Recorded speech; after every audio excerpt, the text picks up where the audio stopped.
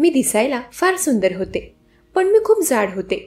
माझ्या लग्नाच्या दुसऱ्याच दिवशी माझा नवरा परदेशात निघून गेला. त्याला माझ्या लठ्ठपणामुळे माझी लाज वाटत होती. तो माझ्याशी नीट एक शब्दही बोलला नव्हता. 2 दिवस सलग मी स्वतःला माझ्या खोलीत बंद करून घेतलं होतं. मी फार रडत होते. 2 दिवसांनी मी माझ्या खोलीतून बाहेर आले. त्यावेळी घरात फक्त माझे सासरे होते.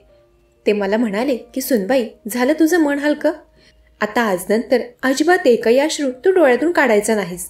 लग्नानंतर प्रत्येक बायकोला वाटत असतं की तिच्या नवऱ्याने तिला वेळ द्यावा, पण अनिल जरा चिडके स्वभावाचा आहे. त्याला कधीही कुठल्याही गोष्टीचा राग येतो. तो लवकरच घरी परत येईल, तू काळजी करू नकोस, असं बोलून माझ्या सासऱ्यांनी माझ्या डोक्यावर हात ठेवला. मला सासूबाई नव्हत्या. 10 वर्षांपूर्वी त्यांना देवआज्ञा झाली होती. अनिल सासरी बुवांचा एकुलता एक मुलगा होता. माझ्या सासरी पैशांची कमी नव्हती. मी एवढी जाड असूनही मला एवढं चांगलं स्थळ मिळालं होतं. याआधी तर 10-15 स्थळांनी माझ्या जाड शरीरामुळे मला नकार दिला होता. माझ्या माहेरी माझी मामी माझ्या लठ्ठपणामुळे अनेक वेळा मला टोमणे देत असायची. पण माझ्या नशिबाने त्या सगळ्या लोकांच्या तोंडावर नकळत एक चापट मारली होती, जे माझ्या जाड शरीराची मजाक उडवायचे व माझं कधी लग्नच होणार नाही असं मला बोलत असायचे. अचानक माझ्या नशिबाने चांगली धाव घेतली होती. अतिशय देखण्या हँडसम मुलाशी माझं लग्न झालं होतं. पण लग्नाच्या दुसऱ्याच दिवशी माझं नशीब पुन्हा कोलमडून पडेल असं मला कधीच वाटलं नव्हतं. पुढे माझ्यासोबत जे काही होणार होतं याचा मला अंदाजही नव्हता. लग्नाच्या दुसऱ्याच दिवशी माझा नवरा मला सोडून परदेशात निघून गेला. त्याने लग्नाचे माझ्यासोबत काही क्षणही घालवले नव्हते. माझा नवरा मला सोडून गेल्यानंतर माहेरी निघून जाण्याचा विचार माझ्या डोक्यात आला होता, पण मी तसंही करू शकत नव्हते. माहेरी माझे सावत्र वडील होते. माझ्या सावत्र बापाची माझ्यावर वाईट नजर होती. हे आईला लग्नाच्या काही दिवसातच समजलं होतं. त्यामुळे तिने मला त्यांच्या वाईट नजरेतून वाचवण्यासाठी मला तिच्या माहेरी ठेवलं होतं. तिथेही मामाचं लग्न झाल्यानंतर मामीने मला अगदी परक्या व्यक्तीप्रमाणे वागवलं होतं. मी त्या घरातून कधी निघेल हाच विचार ती करत असायची. माझं लग्न झालं तेव्हा तिने सुटकेचा निश्वास सोडला असेल. आता या परिस्थितीत मी माझ्या माहेरी आईकडे व मामाकडे दोघांकडेही जाऊ शकत नव्हते. सासरीबुवा तर मला कधीच जा म्हणाले नव्हते. आता नाईलाजाने मला माझ्या नवऱ्याची वाट पाहत तिथे थांबावं लागणार होतं. अनिल मला सोडून गेल्याच्या 2 दिवसांनी माझे सासरे माझ्याशी बोलायला आले. गेल्या 2 दिवसांपासून ते मला अगदी शांत शांत पाहत होते. ते म्हणाले, सुनबाई, तू अजिबात काळजी करू नकोस. मीच तुला माझ्या अनिलसाठी निवडलं आहे. तुला बघता क्षणी तू मला आवडली होतीस, पण माझा मुलगा असं वागेल याची मला जराही कल्पना नव्हती. तुला जर बारीक होण्याची इच्छा असेल तर मी तुझी मदत करायला तयार आहे. मला तर माझ्या नवऱ्याचं प्रेम मिळवण्यासाठी बारीक व्हायचं होतं. सासरीबुवा जसं म्हणत होते तसं मी करायला तयार झाले. सासरीबुवांनी मला रोज रात्री एक इंजेक्शन देण्यास सुरुवात केली. ते इंजेक्शन घेतल्याने मी लवकरच बारीक होईल असं मला सासरीबुवांनी सांगितलं होतं. रोज रात्री माझ्या खोलीत येऊन ते मला इंजेक्शन देत असायचे व सकाळी ते माझ्याकडून व्यायाम करून घेत असायचे. अनिलसाठी घरात जिमही होती. सासरीबुवाही रोज सकाळी जिममध्ये व्यायाम करायचे. याआधी मी जिममध्ये कधी गेले नव्हते. सासरीबुवा मला जिममधील एक एक इन्स्ट्रुमेंट चालवायला शिकवत होते. व्यायाम शिकवत असताना ते माझ्याशी बऱ्याच गप्पा करायचे. आता माझी मदत करणारे व मला समजून घेणारे त्या घरात सासरीबुवा एकमेवच होते. असेच दिवस जाऊ लागले. बघता बघता पूर्ण 1 आठवडा उलटून गेला. पण अनिल अजूनही घरी आला नव्हता. तो तर माझा फोनही उचलत नव्हता. असंच एके दिवशी मी सकाळी उठले तेव्हा मला माझ्या शेजारी कोणीतरी झोपल्याचे निशाण दिसले. काही दिवस मी त्या गोष्टीकडे दुर्लक्ष करत राहिले, पण आता तर मला रोज वेगवेगळ्या खुणा दिसू लागल्या होत्या. एकदा रात्री मी झोपले की मला दुसऱ्या दिवशी सकाळी जाग येत असायची. रात्रीचं मला काहीही आठवत नव्हतं. सकाळ सकाळी सासरे मला उठवण्यासाठी माझ्या खोलीत यायचे. त्या दिवशी सकाळी माझे सासरे दरवाजा न वाजवता माझ्या खोलीत आले. मी तेव्हा अगदी गाढ झोपेत होते. त्यांच्या आवाजाने मी उठले. सासरीबुवा माझ्या खोलीतून बाहेर जाताच मी जिम सूट घालून बाहेर आले. मी जिममध्ये गेले त्यावेळी माझ्या सासऱ्यांचा अर्धा व्यायाम झाला होता. त्या दिवशी त्यांनी मला एक नवीन व्यायामाचा प्रकार शिकवला. ते मला तेव्हा त्यांच्या व सासूबाईंच्या काही आठवणी सांगत होते.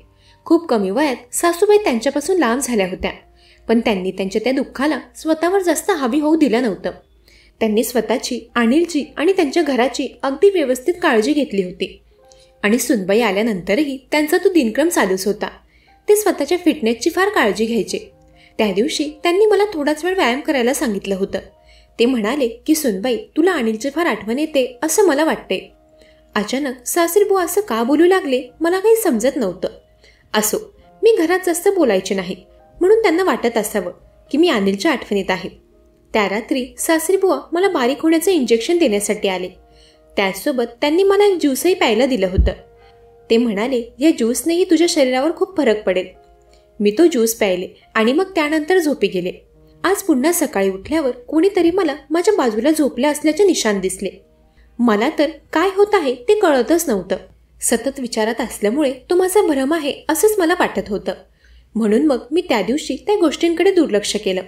आज मी व्यायाम करू शकणार नव्हते कारण मला जरा अस्वस्थ वाटत होतं. सासरेबुवा मला व्यायाम करण्यासाठी बोलवायला आले तेव्हा मी त्यांना म्हणाले की माझं डोकं जरा जड झाल्यासारखं वाटतंय, मी आज व्यायाम करू शकत नाही. तेव्हा त्यांनीही मला जास्त आग्रह केला नाही. काही वेळाने मला माझ्या आईचा फोन आला होता. ती माझी विचारपूस करत होती. ती म्हणाली की तुझं लग्न होऊन बरेच दिवस झालेत, लग्नानंतर तू एकदाही घरी आली नाहीस.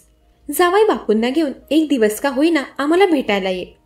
आईला आता मी काय सांगणार होते. माझा नवरा तर लग्नाच्या दुसऱ्याच दिवशी मला सोडून निघून गेला होता. मी माझ्या आशेवर कायम होते. येईल तसा दिवस मी घालवत होते. असंच एके दिवशी मामा व मामी मला भेटण्यासाठी सासरच्या घरी आले. त्यांच्या येण्याची मला पूर्वकल्पनाही नव्हती. ते बाहेर गावाहून आले होते. सकाळ सकाळीच ते आमच्या घरी आले होते.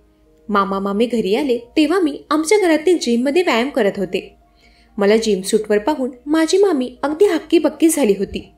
ती मला म्हणाली की श्रेया, तू घरातल्या मोठ्यांसमोर अशा कपड्यांमध्ये वावरतेस ते अजिबात योग्य नाहीये. तुझ्यासारख्या जाड मुलीला हे असली जिम सूट वगैरे शोभून दिसत नाही. मी घरची म्हणून सांगते. मामी माझ्याशी बोलताना सारखी माझ्या सासऱ्यांकडे बघत होती. कदाचित ती माझी मजाक उडवत आहे हे बाबांना समजलं होतं. त्यांनी लगेचच मला चहा नाश्ता आणायला सांगून किचनमध्ये पाठवलं. माझी मामी तर आधीपासूनच माझ्यावर जळत होती आणि आता तर माझं एवढं वैभव व सुख समृद्धी पाहून अजूनच तिचं तोंड वाकडं झालं होतं. मी तिच्या बोलण्यावर वरच्यावर होकार भरला. मी नाश्ता घेऊन आले तेव्हा मामाने अनिलबद्दल विचारपूस केली तर सासरे म्हणाले की कालच तो त्याच्या ऑफिसच्या कामासाठी बाहेर गावी गेला आहे. मी त्यांच्या होमध्ये हो मिळवत होते. रात्रीचा स्वयंपाक करत असताना किचनमध्ये मामी व मी आम्ही दोघेच होतो. मामी माझी मस्करी करत होती.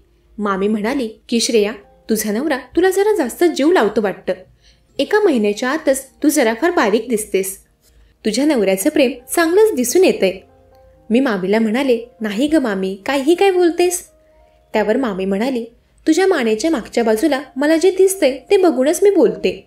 मामीचं बोलणं ऐकून मी माझ्या हातातील काम तसंच सोडलं व मी माझ्या खोलीत गेले. मी आरशात जाऊन माझ्या मानेवर काय आहे ते पाहिलं आणि तेव्हा मला काही खुणा दिसल्या ज्याबद्दल मामी बोलत होती. पण ते काय होतं? अनिल तर माझ्याजवळ नव्हताच. मग हे सगळं काय होतं? घरात पाहुणे होते आणि मला असं विचारात पाहून मामा मामीला संशय आला असता. त्यामुळे मी हसूनच त्यांच्यासमोर गेले. मामीच्या मस्करीवर मी हसत होते जेणेकरून तिला काही संशय येणार नाही.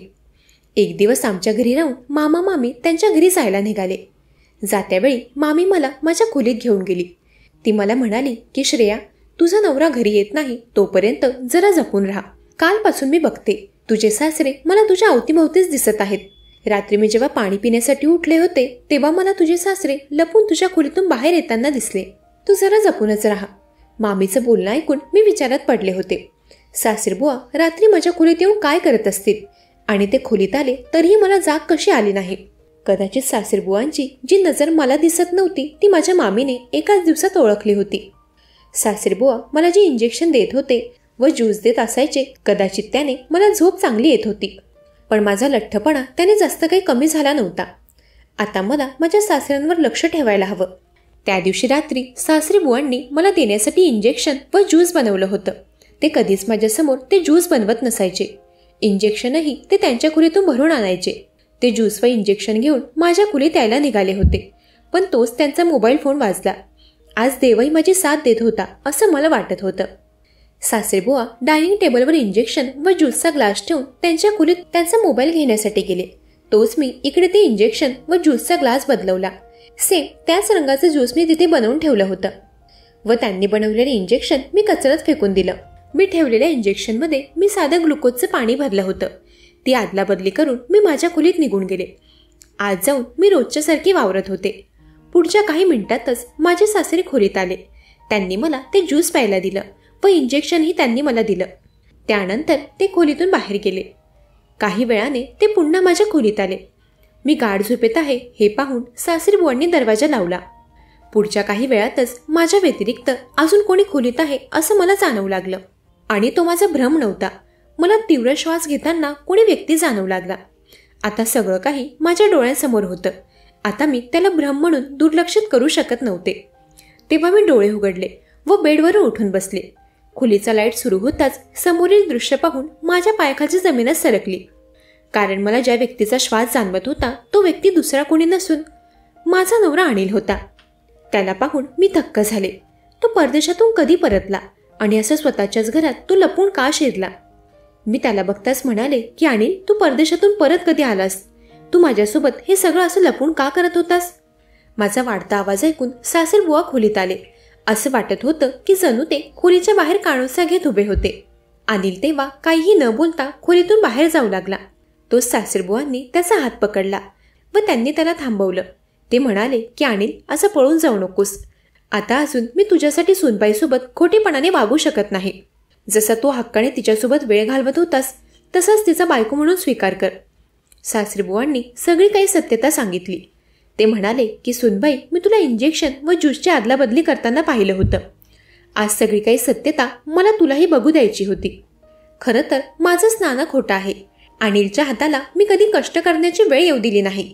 त्याच्यासाठी मी सगळं काही कमावून ठेवलं. त्याला हवी ती गाडी, एकंदरीत लक्झरी लाईफ मी त्याला दिली. पण त्याने त्याचा काही वेगळाच उपभोग घेतला. दर 6 महिन्यांनी त्याचं एक नवीन प्रेम प्रकरण माझ्या कानावर येत असायचं. पण त्याचं हे वागणं त्याच्यासाठी धोकादायक ठरू शकतं हे त्याला कळत नव्हतं. त्याचं लग्न झालं की तो हे सगळं बंद करेल असं मला वाटलं होतं. मी जेव्हा तुला बघायला आलो होतो तेव्हा पहिल्याच नजरेत मी तुझी पारख केली होती. तू माझ्या नालायक मुलाला बरोबर जागेवर आणशील अशी मला खात्री होती. पण अनिलने मी त्याला प्रॉपर्टीमधून बेदखल करू नये यामुळे माझं मन राखून तुझ्याशी लग्न केलं. पण तो नंतर असं वागेल हे मलाही माहीत नव्हतं. तो कुठे परदेशात गेला नव्हता. या शहरात आपलं अजून दुसरं घर आहे, तिथेच तो राहत होता. त्याचं लग्न झालं असतानाही तो बाहेर दुसऱ्या मुलीसोबत फिरत होता.